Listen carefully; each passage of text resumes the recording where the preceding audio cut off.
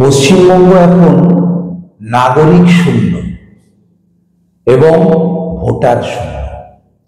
কারণ 2002 থেকে 2025 পর্যন্ত সমস্ত ভোটার তালিকা বর্তমান নির্বাচন কমিশন বাতিল করে দিয়েছে।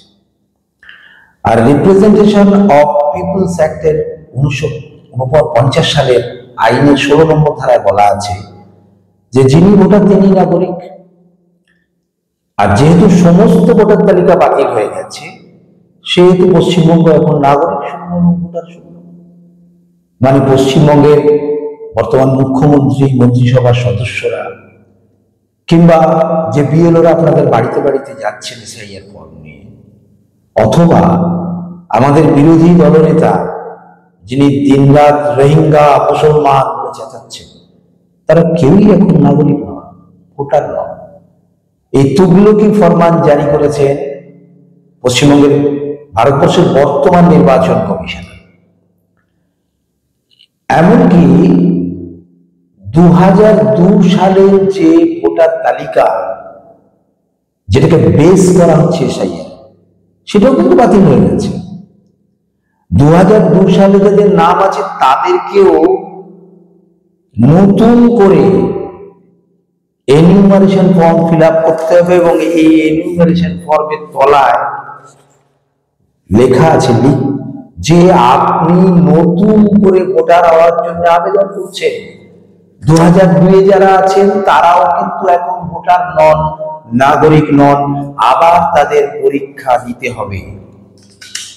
ভাবুন যে ইতিমধ্যে আপনি 2002 থেকে 25 পর্যন্ত প্রায় 15 বার ভোটাধিকার প্রয়োগ করে ফেলেছেন। লোকসভা, বিধানসভা, পঞ্চায়েত, পুরসভা। কিন্তু হঠাৎ রাতারাতি আপনি শুনছেন যে আপনি আর ভোটার নেই, আপনার সমস্ত নাগরিকত্ব ও ভোটাধিকার চলে গেছে। এমনকি নির্বাচন কমিশন এই ভোটার কার্ড আপনাকে নিজেরা দিয়েছিল। যারা 2002 এর পর ভোটার তালিকায় নাম তুলেছেন, তাদের প্রমাণপত্র দেখে তাদেরকে এপিক নাম্বার দিয়েছিল কে? নির্বাচন কমিশনের আধিকারিকরা। কিন্তু তারা এখন নিজেদের দেওয়া এপিক কার্ডকেই ভুয়ো বলছে। তাহলে শাস্তি কাদের প্রাপ্য? যদি 2002 থেকে 2025 পর্যন্ত যারা ভোটার হয়েছেন তাদের এপিক কার্ড ভুয়ো হয়, তাহলে শাস্তি তো প্রাপ্য নির্বাচন কমিশনের আধিকারিকদের। আর এর মধ্যে এই ভুয়ো ভোটাররা, মানে আপনি দেশের প্রধানমন্ত্রী, দেশের বিভিন্ন রাজ্যের মুখ্যমন্ত্রী এসব নির্বাচন করে ফেলেছেন। তাহলে আপনার ভোটাধিকার বাতিল হয়ে গেল, নাগরিকত্ব বাতিল হয়ে গেল, কিন্তু মন্ত্রিসভা দিব্যি ক্ষমতার চিটে করে আটকে রইল। কি অদ্ভুত না? আচ্ছা, নির্বাচন কমিশন কি বলছে? এবং আমাদের গদি মিডিয়াগুলো দিন রাত আপনার মগজ ধোলাই করছে। টিভি খুললে কি বলছেন তারা?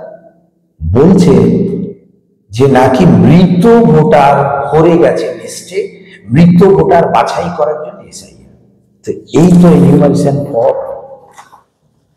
এই ফর্মের 3টে পার্ট, এ বি সি।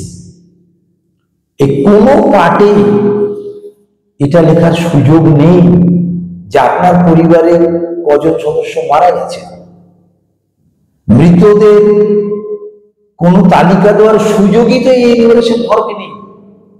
তাহলে যেটা প্রচার হচ্ছে মৃত ভোটার নাকি এখান থেকে ধরা পড়বে, কিভাবে ধরা পড়বে?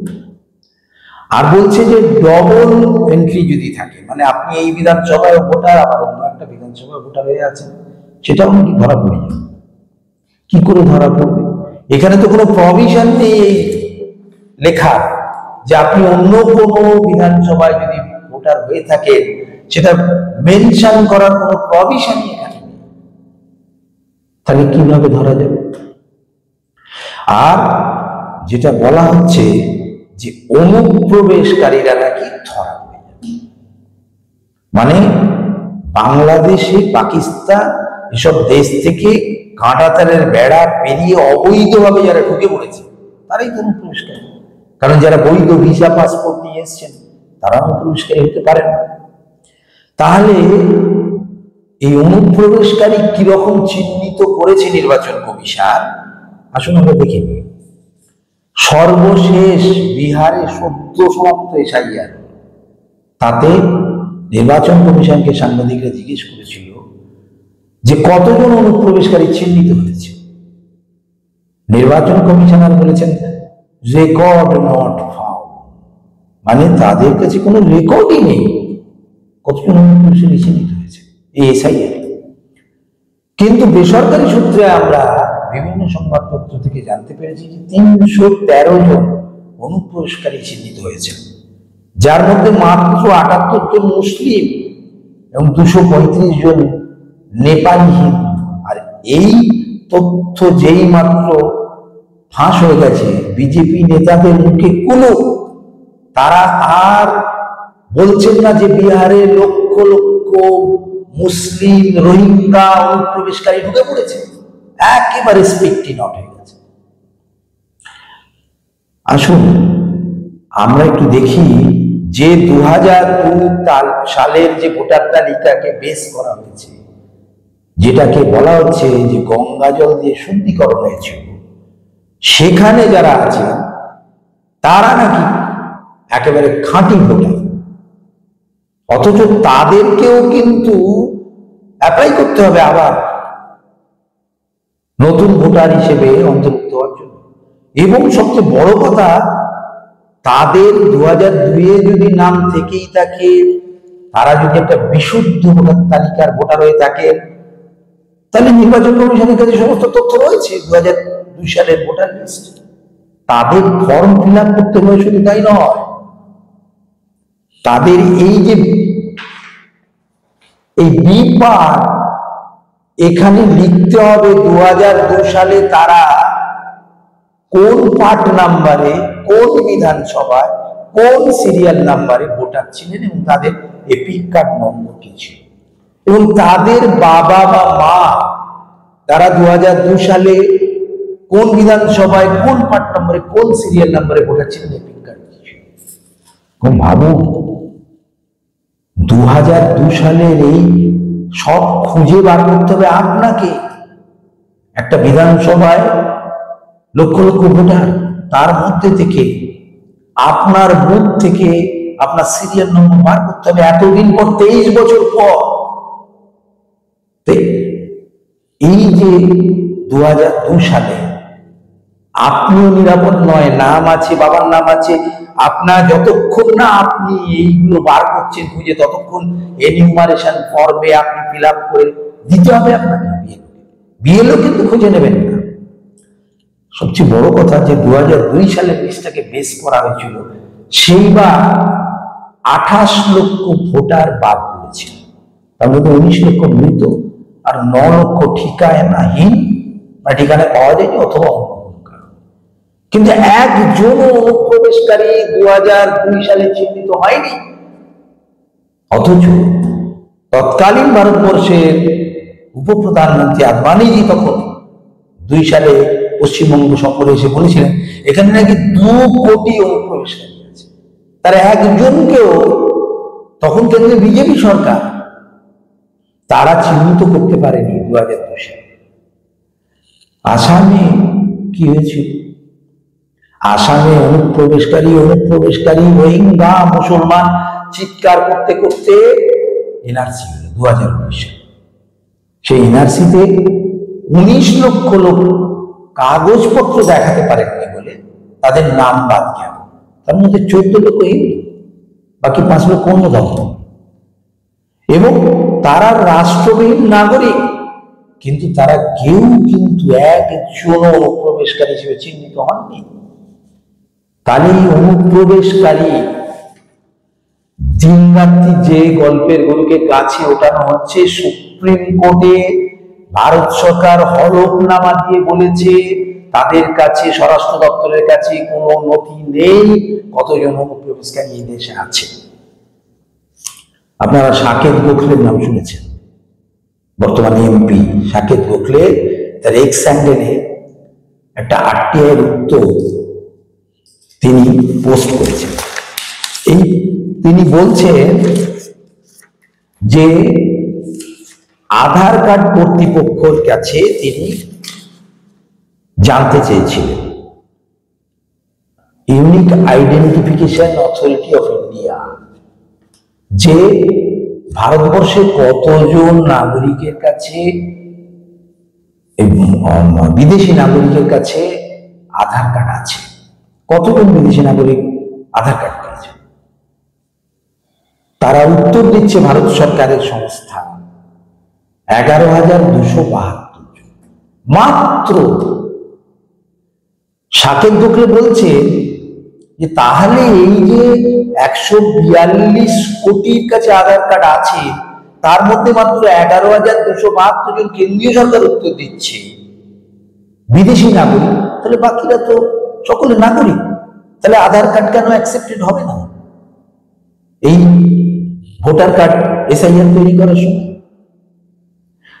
আসল কথা হচ্ছে যে অনুপ্রবেশকারী ধরাটাও কিন্তু উদ্দেশ্য নয়। উদ্দেশ্যটা তাহলে কি, এইটা কিন্তু পরিষ্কারভাবে একটু বুঝে নেওয়া দরকার যে কেন এই এসআইআরটা হচ্ছে।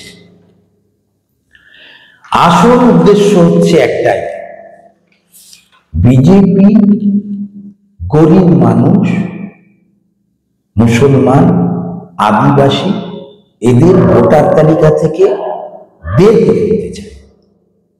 কারণ বিজেপি গতবারই নিরঙ্কুশ সংখ্যাগরিষ্ঠ হয়নি, এবার তাদের দেয়ালের পিঠ থেকে গেছে। তারা বুঝেছে দেশে রেকর্ড পরিমাণ বেকার, দারিদ্র, অনাহার, মূল্যবৃদ্ধি, গলা পর্যন্ত দুর্নীতি, আর সেখানে আনন্দবাজার নিচ্ছে যে 1% হাতে দেশের অধিকাংশ সম্পদ কুক্ষিগত, এই রিপোর্ট প্রকাশিত হয়েছে। তাহলে এগুলোর থেকে নজর ঘোরাতে হবে। আর যারা বিজেপির ভোটার নয়, সে গরিব মানুষ, আদিবাসী, মুসলমান, তাদের ভোটাধিকার কেড়ে নিতে হবে। সেই কারণে এই 13টা কাগজ চাওয়া হয়েছে। প্রথমে দেখুন পশ্চিমবঙ্গের ক্ষেত্রে তারা কেন্দ্রীয় প্রকল্পগুলো 100 দিনের কাজ, আবাসন, সর্বশিক্ষা, সমস্ত টাকা কিন্তু বিজেপি সরকার আটকে দিচ্ছে। কেন? উদ্দেশ্য কি? তারা মনে করে যে গরিব লোকরা এগুলো পায় এবং পেয়ে তৃণমূলকে ভোট দেয়। তাতেই যখন হয়নি, তারা এসআইআর করতে চলেছে এবং 13টা কাগজ দিতে হবে। কি কাগজ? জমির দলিল। যে মানুষ দারিদ্র সীমার নিচে বাস করে, যে মানুষ একটু রুটি রুজির সন্ধানে পরিযায়ী হয়ে কলকাতা থেকে ব্যাঙ্গালোর, ব্যাঙ্গালোর থেকে হায়দ্রাবাদ ঘুরে বেড়ায়, সেই মানুষের কাছে জমির দলিল আছে? ভারতবর্ষে কতজন মাধ্যমিক পাস করেছেন, তাদের কাছে মাধ্যমিক সার্টিফিকেট আছে, সিটিজেনশিপ সার্টিফিকেট আছে, এনআরসি সার্টিফিকেট চাইছে, এনআরসি কেন হয়? তাহলে গরিব মানুষের কাছে সব কাগজ নেই। গরিব মানুষ ছেড়ে দিন, যারা মধ্যবিত্ত মানুষ তারাও এই কাগজগুলো রাখেন না। যে দেশে আমি জন্মেছি, সেই দেশে যে হাওয়ায় বড় হয়েছে, যে মাটিতে পড়েছি, সেই দেশে আমি এই সমস্ত কাগজ নিয়ে ঘুরে বেড়াবো?